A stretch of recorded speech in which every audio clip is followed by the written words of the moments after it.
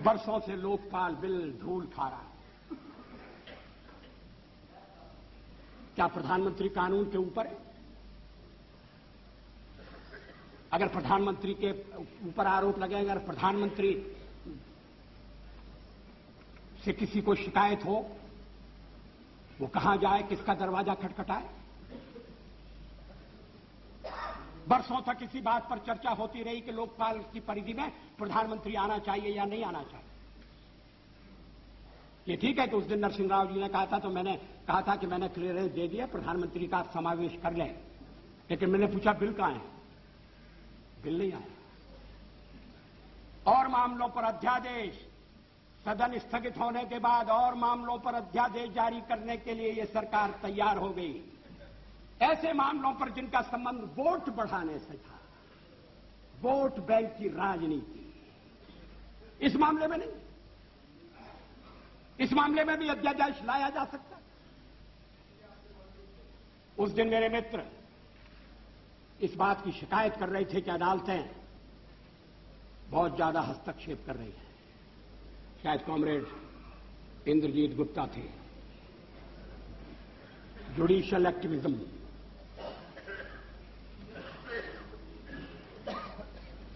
अगर पार्लियामेंट अपना काम न करे और एग्जीक्यूटिव फैसले न करे, मामले को लटकाए,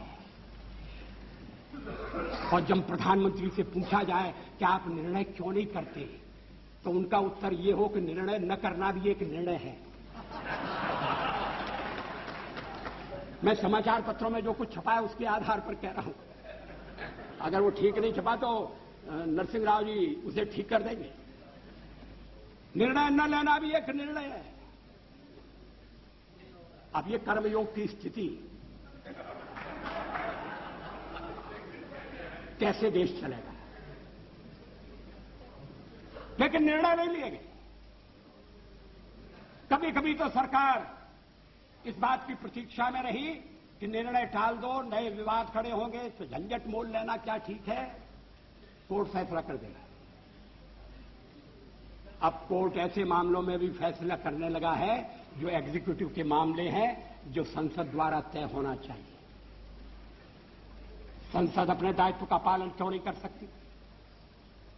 एग्जीक्यूटिव जिम्मेदारी क्यों नहीं ले सकती? लेकिन इसके लिए एग्जीक्यूटिव, इसके लिए कार्यपालिका ईमानदार होनी चाहिए, चुस्त होनी चाहिए, मामले लटकाए नहीं जाने चाहिए। लेकिन ऐसा नहीं हुआ। ऐसा होना चाहिए। हम करना चाहते हैं, जो भी आएगा उसे करना पड़ेगा, नहीं तो कोई 12 दिन रहेगा, कोई 6 महीने रहेगा। इस देश की जनता के साथ यह अन्याय होगा। लोगों ने अपना कर्तव्य किया है। अगर आज त्रिशंकु संसद है तो उसके लिए मतदाता दोषी नहीं है। शायद हम मतदाता के पास ठीक ढंग से अपनी बात नहीं कह सकते। कभी कभी तो मतदान की कमी देखकर यह चिंता होती थी कि क्या लोकतंत्र पर से लोगों का विश्वास उठ रहा है। कोई भी सरकार आए, क्या होगा, ऐसा ही चलेगा, को नृप हो हमें का हानि, ये मंथरा ने कहा था। इस देश में अब सब जगह मंथरा की बात दोहराई जाए, जोड़ तोड़ करके सरकारें बनाई जाए। बने तो कार्यक्रम के आधार पर बने, और देश को यह आश्वासन देने के बाद बने कि अब लोगों के साथ अन्याय नहीं होगा। अब लोगों को अन्याय के लिए ऐसा नहीं होगा कि अन्याय के खिलाफ गुहार लगाने की जगह नहीं है। लेकिन इसका तो कोई नक्शा दिखाई नहीं देता। राष्ट्रपति महोदय ने बुलाया हमें क्योंकि हम सबसे बड़ी पार्टी के रूप में उभरे, अपनी विचारधारा के साथ उभरे, अपने कार्यक्रमों, अपनी नीतियों के साथ उभरे। राष्ट्रपति महोदय के अभिभाषण में हमने कुछ अपने नीतियों का विवेचन किया है। ममता जी को उसमें केवल एक बात पर आपत्ति है मुझे लगता है बाकी का सारा अभिभाषण उन्हें स्वीकार है। और भी मित्रों से मैं पूछना चाहूंगा, उस भाषण में कौन सी बात ऐतराज की लायक है? क्या इस बात का ध्यान रखकर क्या जो भी फैसले होना चाहिए वह आम सहमति से होना चाहिए, एक न्यूनतम कार्यक्रम पर देश को लाया जाए और फिर बाकी के मामले छोड़कर हम उसके लिए जुट जाएं? क्या इसकी आवश्यकता नहीं?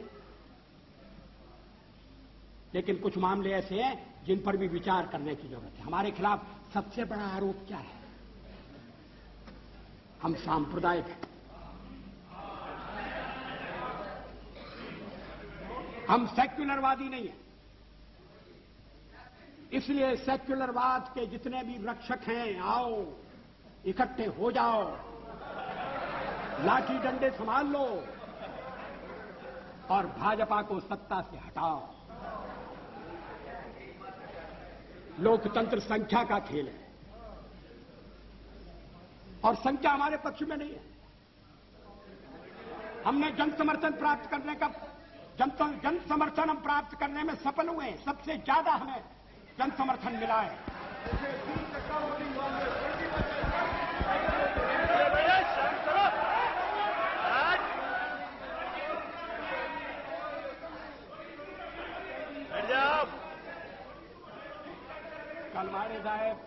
कलमाड़ी साहेब काय मणतात मला ऐकू नहीं है।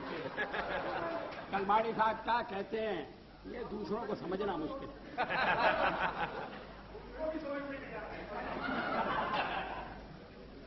अध्यक्ष महोदय, इस पहलू पर भी विचार होना चाहिए।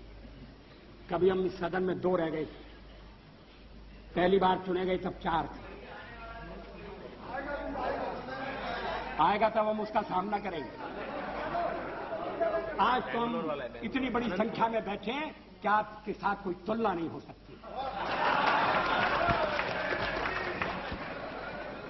थोड़ी हम विजयी हुए, हम में विनम्रता है, पराजय में तो आत्म मंथन होना चाहिए।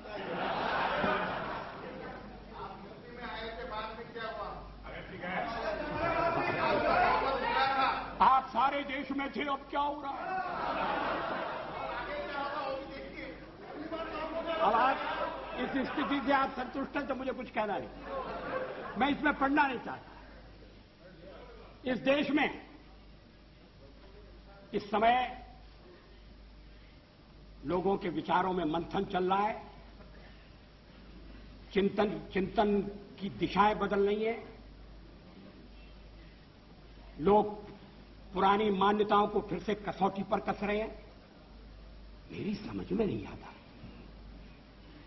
कि जब संविधान के निर्माताओं ने शादी ब्याह के एक कानून बनाने की सिफारिश की और यह कहा कि राज्य उसकी तरफ ध्यान देगा, तो क्या वो सांप्रदायिक कारणों से प्रेरित थे? क्या यह सांप्रदायिक मुद्दा है? क्रिमिनल लॉ एक है, सिविल लॉ एक क्यों नहीं हो सकता?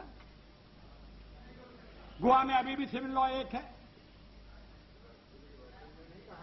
अगर मुस्लिम मित्रों को उसमें कठिनाई है तो वो कठिनाई आकर बता सकते हैं, ये कह सकते हैं कि हमें थोड़ा और समय चाहिए अपने समाज को तैयार करने के लिए। ये नहीं कहा जा रहा है और दल भी इस बात के लिए उन्हें प्रेरित नहीं कर रहे हैं कि थोड़ा बहुत तो संशोधन करो, वक्त बदल रहा है। इस्लामिक देशों में पर्सनल लॉ में संशोधन हो रहे हैं, या थोड़ा परिवर्तन होना चाहिए, जेंडर इक्वलिटी का मामला है।